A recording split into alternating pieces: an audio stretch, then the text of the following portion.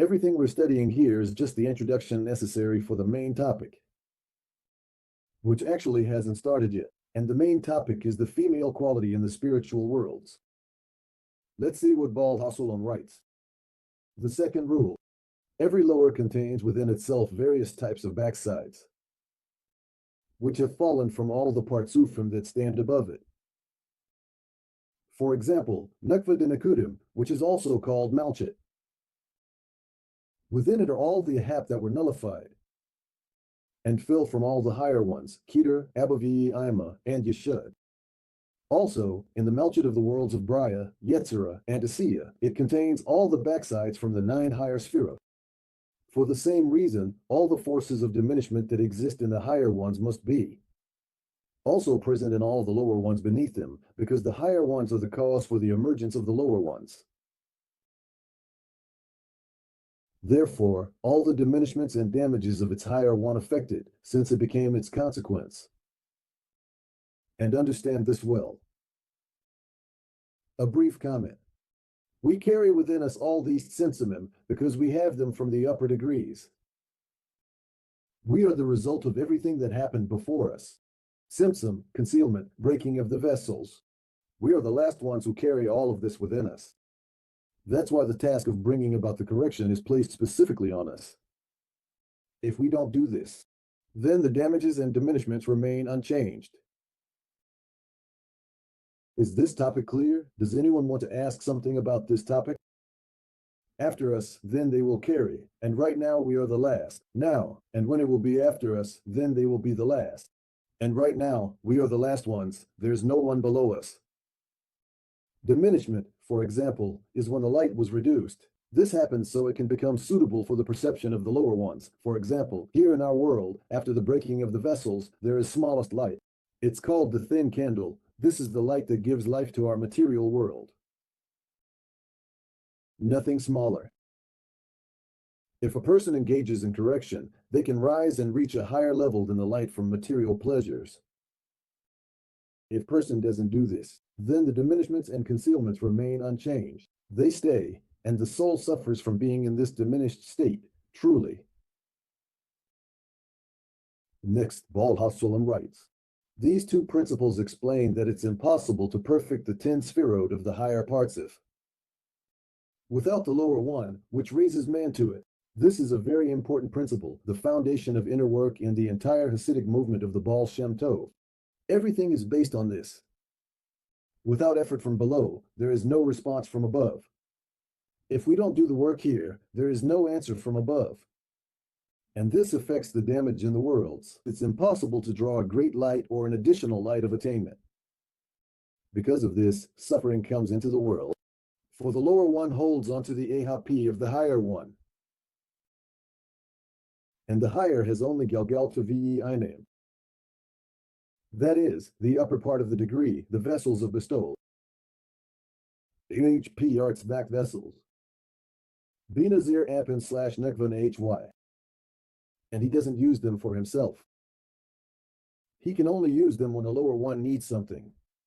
He uses them in order to draw down to the lower one. But when there is a lack of NHY in the vessels of the partsif, this affects the absence of GAR of the light, meaning the great light is missing.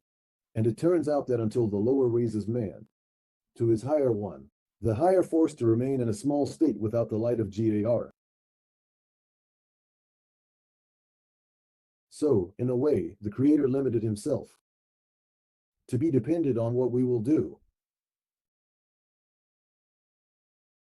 He wants us to feel that.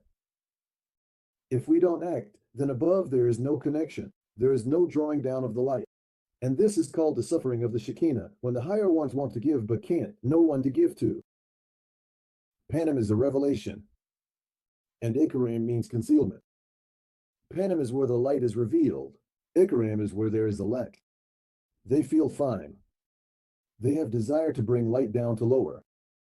And if the lower ones don't ask, and they don't have vessels, what's called an awakening from below, this is called the suffering of the Shekhinah.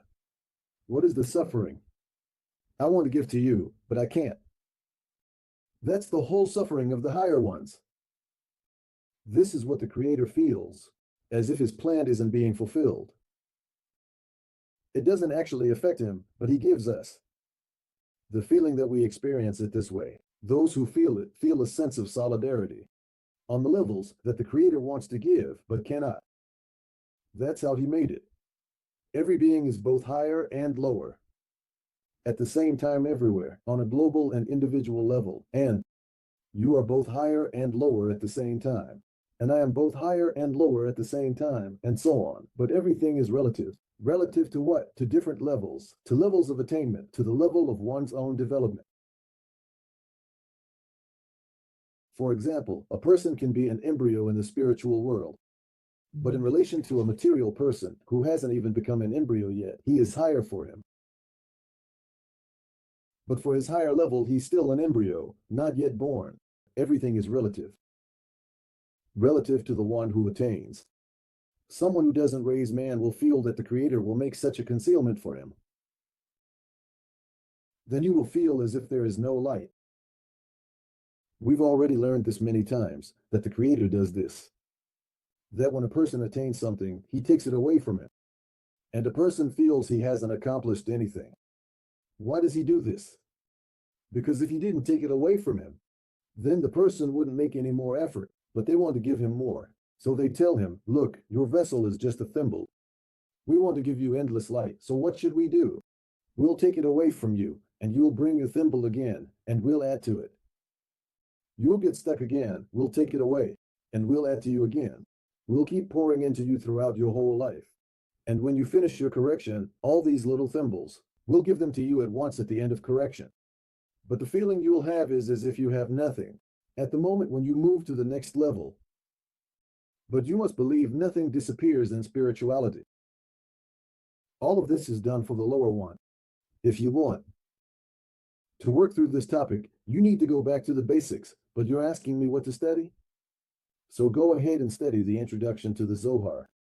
HaSulam says, Creator arranged levels this way, that the lower one see changes in him as if he is the one changing, and as if the Creator is lacking something to give you, and he gets angry, gives his merciful acts this way. He reveals himself. He responds one way or another.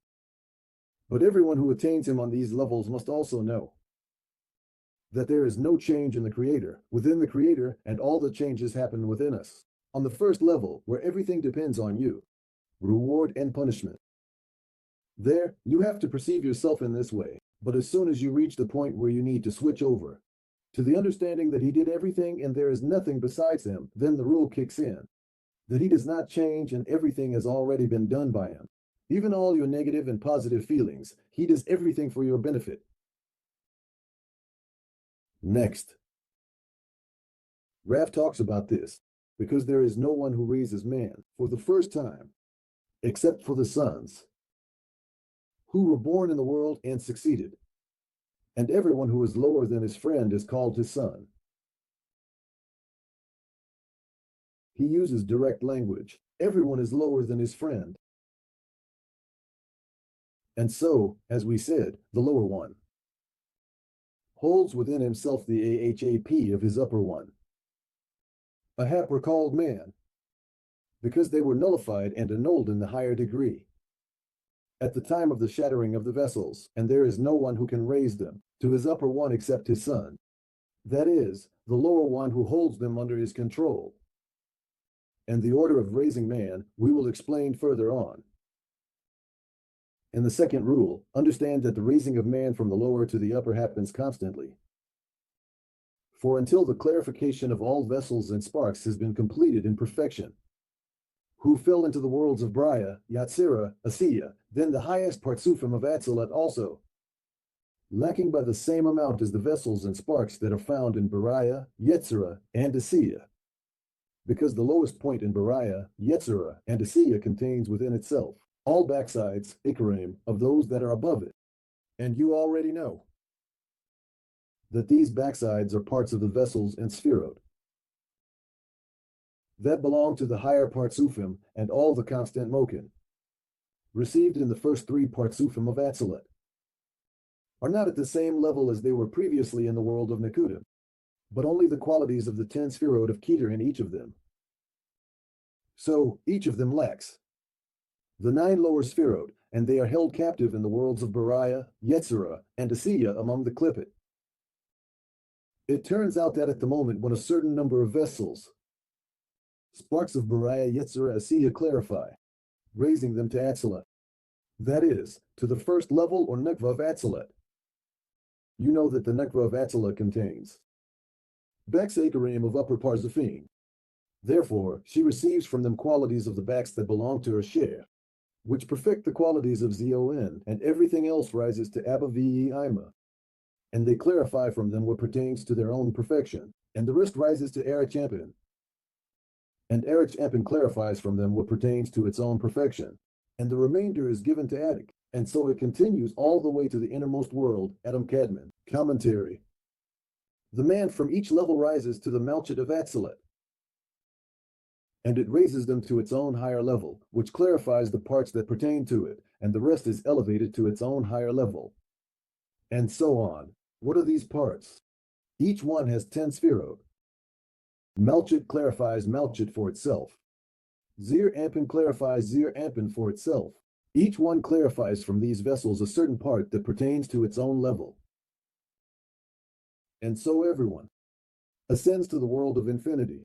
And then, upon these clarified vessels, which the higher one, elevated thanks to the awakening initiated by the lower ones, who raised man, additional types of light are drawn onto them. A question is asked, what is the constant raising of man? This means we always need something. Yes, we always want something. But there's a difference. There's a course, incorrect man, which is all about give me, I want, for me, for me. And then there's man for the Shekhinah. That's a different topic. But man is always raised. People always need something. He said the following thing. There is Atzilut, and in it, the clarified levels, those that have already been completely corrected. This is Malchut, Zir Ampin, Yesthud, Abba and Ima, Erich Ampin, Edik. I drew this symbolically. Let me label it here. Malchut, Zir Ampin, Yesthud, Abba and Ima, Erich Ampin, Edik. He tells us that they have been clarified up to the level of Keter. All their other parts remain here. Here are the worlds, Bria, Yatsira, Asaya. They're here. There are Klippot here. And all these parts are here. What are these parts, figuratively? 1, 2, 3, 4, 5, 6, 7, 8, 9 Sphirot. Figuratively speaking. In reality, it consists of even more details. This is just to get a general idea. Let's say someone here now raises man. From this level, raises man. It rises to Malchut of Atzilut. Malchut of Atzilut, from this man, it takes its level, Nefesh. It passes it to Zir Ampin. Zir Ampin takes Ruach. It passes it further to Abba Ve Ima. They take Neshama. It passes, Erich Ampin takes Chaya. Next, Attic takes Yekidah. That is, it takes something even more refined. Each one will take from this man what corresponds to its own level. If man is raised from higher levels, for example, from here, it will also come here. And the same order will be followed, only the level of this man will be more exquisite, of higher quality, closer in the quality of bestowal. And they are all connected to each other. All of them consist of everything. In this world, there are 70 ministers. That's why this place is called the rule of the many. But here, there is only one. Only the Almighty, blessed be He. If someone wants to turn to the ministers, it's not a problem. You can turn to the ministers, And these ministers will receive an answer for him from Malchut to Atzilut. But the one who turned to the ministers, he will not see God. He will see an uncle. He'll see someone who helped him, but not God. The one. There is an option to turn to the ministers, not a problem. The question is, what do you want? Do you want to make a correction or not? If you want to make corrections, they need to be brought back to unity. But here there is no unity. Here there are many forces. What has been clarified and corrected returns to Atzilut. And then the next repairs begin. All of these. So each AHAP passed to its lower one, passed down to the lower one, passed down to the lower one, passed down to the lower one. So the sum of all the AHAP is with her. She is the collective AHAP of all the preceding levels. If we figuratively imagine a single person who exists in the worlds of Bria, Yetzirah, and Asaya, then Bria is his Rosh, Yetzirah is his Tak, and Asaya is his Saf. That is, this is habit. Haggit. Miem. If it's one person, but there is also Adam, who includes all of us. That's why it works this way on a global scale and on an individual level. The question is, from which levels does he understand man? You need to become everything. Like in the song, whoever was nothing will become everything. First, you must become nothing. Be completely cancelled. And then become everything. Malchut de Atzilut. Only then, yes, you will raise man for everyone. The more purified a person is, the more he can raise man from the lower places. If he is not purified, then if he descends here, he won't be able to rise from here. Now I'll answer you in more detail. This is written in the weekly Torah portion that we are currently in. As commented on by Rabbi Yaakov Yosef of Panim, student Baal Shem Tov, he says, there, Abraham and Sarah represent the soul and the body, and for a righteous person, the body and soul are the same. That is, the body has been purified to the level of angels. And that's why Abraham and Sarah ascended to the higher worlds and became like angels. And they had absolutely no connection to this world at all. And he says, this is the first minor state and the first major state. But if you want to reach a higher level, and there were people who became like angels, for example, Enoch or the prophet Elijah, they reached the level of Metatron and purified themselves so much that they had nothing left from this world. But an even greater level of righteousness is when they come back down. After they have ascended to the level of an angel, they descend back down and enter the second minor state. And this is where the descent into those places begins, where there is impurity. If a person isn't ready for such a descent, they might get stuck there. That's why Sarah laughed when she got her period. She was surprised that suddenly a body that became like an angel, some kind of impurity appeared. That is, to give birth to a son, to get out of here. Someone from clip it and shine a light on him. You must go down to where this person is yourself, and his problems will be extended to you. Its lack, its breakdown, its passion, to such an extent that Rabbi Yitzhak Levi of Berdichev says that the righteous can fall from his step end, even start to desire the material things. Of the people for whom he is raising man, he might actually experience a real fall, and people from the outside might see him doing things that don't match the level of a righteous person. But they should believe that this is not a fall. Rather, it's a descent for the sake of a new ascent, because he is involved in such corrections. He descends into these clippet, and they pull him in, but he will soon come out of there, raise man, and bring them all back, fixing everything. This is what we need to learn and understand from this. There are people who say, we are people of the heart, we don't need to study Kabbalah, right? It's enough for us to just pray or read the Psalms of David. So, if you don't study this, Your prayers will never be of high quality. You won't even know what's happening in the world or how to structure your prayer. The entire structure, the quality of prayer, and inner work is hidden here, right in these dry diagrams. You need to study these diagrams and bring them to life, and use them for your inner work. And if you want to just follow your heart, well, we have this concept that the heart is like a dog. A dog, it's not a real heart. And in the end, it just starts barking, give me, me, if you don't study these things. There are prayers that don't rise up, because they simply can't ascend there, up here. They don't feel Malchut, they only feel themselves.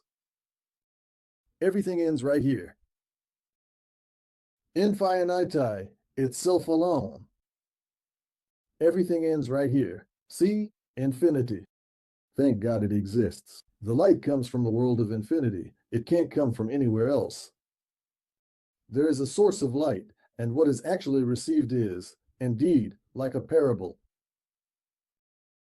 For example, our school consists of different people. There are ordinary people. There are people who are involved in the arts. There are people who are more focused on studying, who are good students. There are people who are more connected to prayer, who pray well. There are people who are good organizers. In short, people have different qualities, and together they make up a common field. There is a Rav who is above everyone, who leads and so on. And there is some kind of lack in the world. There is a certain deficiency that is felt by all these guys who have gathered here to serve the Creator. But each person will feel this lack, this man, according to their own level. That is, someone will express it through studying, someone through music, and someone through art, someone through the level of meditation, someone on the level of relationships between people. But the correction will happen for each person. And those vessels that correspond to their level, their type of perception, their souls. Someone organizes friends' gatherings, arranges them, and in doing so corrects these flaws. Someone plays music and corrects these flaws. Someone leads exercise sessions and corrects these flaws. If they do this inner work, not just doing it for the sake of it, but do everything for the sake of the Almighty. This is work on the level of thought, speech, and actions. And perception works the same way. See how it works. The Zohar HaKadosh tells us about this. It says how internal organs work. A person, before eating an apple, he takes it. It's a hard object. He can't just take it and eat it. He would die if he ate the apple.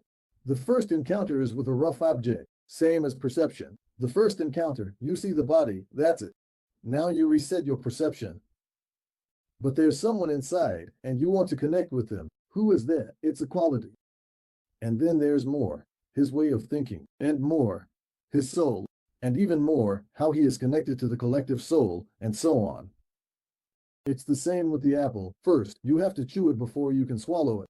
Inside, it dissolves even more, becomes even finer. Then it turns into a subtle substance. It goes to the liver. The liver processes it, keeps the dirty blood for itself, and sends the clean blood to the heart. The heart processes it, leaving the purest blood, which it sends to the brain and else goes to the other organs. This process happens all time. And at first, you encounter the coarse object. The clarification becomes more and more refined until you reach the Creator. It's the same year. Then the infinite light descends onto these men, which are an Adam Kadmon, and they become new Mohin for him. From these man and mad. Mad is the light, and man is the request. Man is the female waters, mad is the male waters. Remember this definition, because the upper light that descends onto the man is called mad. And when the two are combined, they become perfect Mohin for him, because to the extent that the lower one raised man to him, which are parts of the vessels he is lacking. And then mad descends from the inner Adam Kadmon through all the partsufim of Adam Kadmon, and through Atzilut, each one becomes perfected according to the extent to which the lower one raised man to him.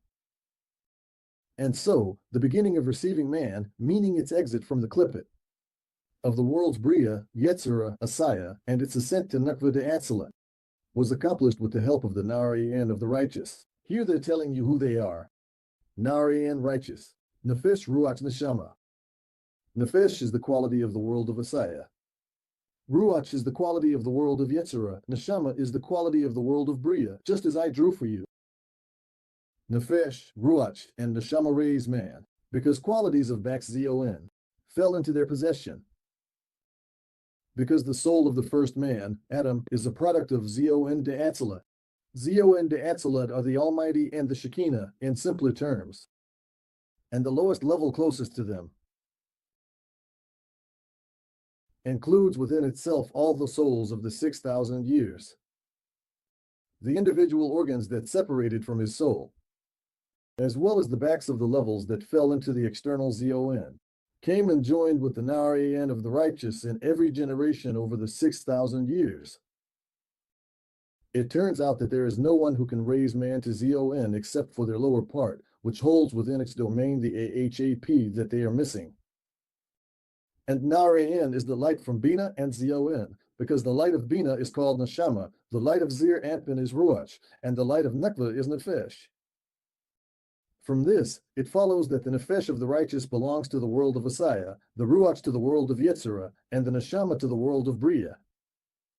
That is why Rav writes that the Nariyan of the righteous are the children of Zon. They raise man from the clipit of the worlds of Bya to Zon of Atzilut. For every lower contains within itself all the backs and deficiencies of the higher, and therefore no perfection is possible in the higher without the help of the lower, which receives man for it. This clarifies everything Rav says here in points 2, 3, and 4. Remember this throughout your study of this section. In other words, he tells us once again that man is an extremely important thing, that a person must constantly raise it, because if this is not done, the connection above is interrupted. He stops sustaining the bond between the Creator and the Shekhinah. We must continuously desire. In fact, we are always wanting this all the time. Commentary. From what was said above, we understand just how much the higher depends on us. Until now, we might have thought the opposite, but the higher cannot be complete if the lower does not raise. Man, if we do not make efforts here, it is impossible to raise these vessels from the clipit. HaSulam says that the request for man happens continuously. There is no such thing as being able to finish until everything is corrected. All the vessels that were broken in the worlds of Bya. Any lack we feel, like I told you before of this, a manifestation of the breaking of the higher. If you want something, you want a piece of candy, you want to sleep, these are all manifestations of a lack from one of the higher worlds. Any personal problem, we experience a subjective pain. I feel bad, give me, help me, but the lack of the higher is, I want to give pleasure, I want to fill everyone with goodness. But there's no one to give to, no one to reveal to and extend this great light of the purpose of creation. And when his problem becomes your problem, you start to raise man on his behalf. Question. Please explain about the Nariyan of the righteous.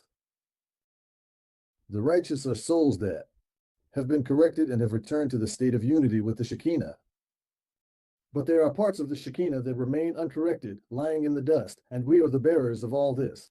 The righteous can help us by interacting with us, but they themselves will not experience any breaking.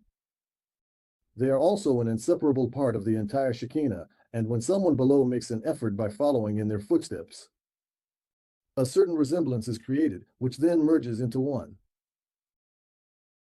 And that's how interactions begin. That's why all the levels that the righteous passed through in the worlds of Bria, Yetzirah, and Asaya have disappeared. Their paths are imprinted in the spiritual worlds. On these levels, all the memory of the light that they drew down remains. And these levels begin to interact with you when you merge with them. But that doesn't mean they are broken, because for them, this is already a corrected state. I can also add to this. HaSulam states that even a person who has not yet become a completely righteous person, but only wants to be one, he is already considered righteous because we relate to him as a desire. A person is a desire, what he wants, what he is. If you want righteousness, you are righteous. But only if you truly want it. and not say it aloud. One more question. What is shattering? Imagine this. There was a person who could live for the sake of bestowal 100%, and then he lost all those abilities. Now he is in a state where he only wants for himself and only for his own sake. He doesn't even remember what it was like to enjoy love. And from seeing someone else happy, all that's left of that state is just a spark, a memory that lies dormant within him. And he is constantly in a state of self-absorption. What will happen to me? What about me? Why is no one paying attention to me? He keeps digging into himself. Me, me, me. That's what shattering is. Well, it's like there is only one creation, but it seems to you that you exist on your own. In fact, there is. There is only one creation. If there are any divisions, then these are divisions within that creation. It's not about someone else. It's the creation called Shekhinah.